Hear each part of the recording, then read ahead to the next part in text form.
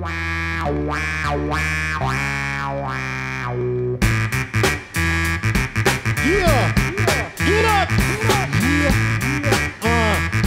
a hot sauce committee, it was like, okay, how do we make the hot sauce hot? Basically, was really the main question we asked ourselves.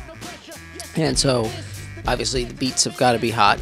We got to have musically, we've got to come with some fire, some heat. You're gonna need spit. So you could get all those ingredients. Boom, done. Hot sauce committee, part 1.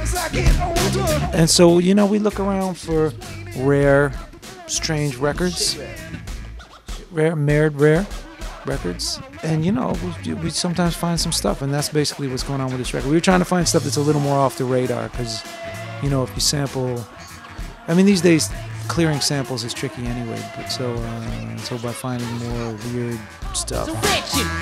So much stuff has already been sampled, and so many people know about so many records already, like if you go in that world. So it's like you want to try and find some sound that like nobody ever would have thought of messing with, because that's the whole thing with sampling. You're taking like these little sounds and you're putting them back together. It's like you're taking a piece of this puzzle, that puzzle, and you're putting all these different things together and making a whole new puzzle.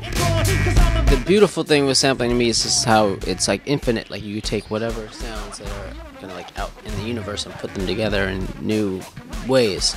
So that's always exciting, but it's like to truly find things that people haven't heard and aren't familiar and do things that are unique that no one's ever thought of becomes more challenging. And then of course also then dealing with the the legality and clearing everything takes some work.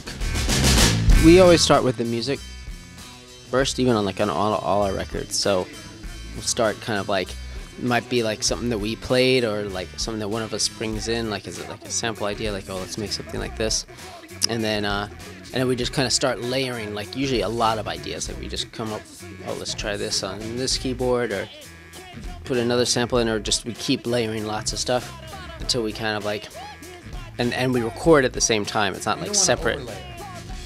Well, sometimes we do, but then we peel layers back. It's like painting, and then you use some paint thinner. You have to thin some things back, and then we all get together. Once we have like a verse that's working, then we all take out our notebooks and just start like, basically that's another blank canvas, if you will. Then we start writing our rhymes. Making a painting with 2 canvases and melding those canvases. I agree with that. Although was it a little different, I think, with Hot Sauce Committee part 1 is like we tried to make the vocals almost another instrument. So after we wrote the things that go in this canvas, we tried to meld that canvas, say like kind of just light it on fire and melt it into the other canvas, which is a special technique we have that we do. We've been a fan of for a long time. Illmatic album, Stillmatic album, we just go back. We've been big fans, and then Yauk had been talking to Nas and his manager, and we just said, hey, we're making a new record, do you want to get on it? And he was like, yeah, definitely. And so we had a track, sent it to him, bang.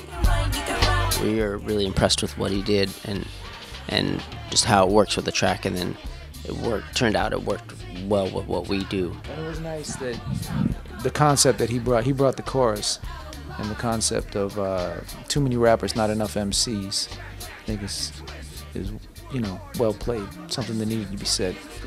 Santi Gold, we had the song Don't Play No Game, we had the music for that, because we were trying to do like kind of like old school like ska like type of track. Like our concept or experiment was like take that kind of vibe of music and then try to like for us to do vocals over it, but nothing was really quite working. Yeah, so we wrote some vocals, and then yeah, and then we tried again. Yeah, it's like we got the hook, and then I think we fell off like 3 times trying to hook up that track. We didn't want to let the track go because we really liked the track, but we were having, usually we throw our vocals on there and it comes together, but this was like, ice climbing, and the ice is like melting while you're ice climbing. It was hectic.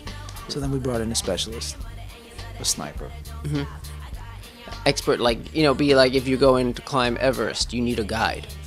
So we got that guide, and it was Santi Gold. She came in from Brooklyn, and she guided us through the ice, through the elevations, taught us how to sleep while dangling off this cliff, the side of the mountain, and we were able to successfully scale. She slayed the track. She's like a dragon slayer, and she came in and she murdered the track.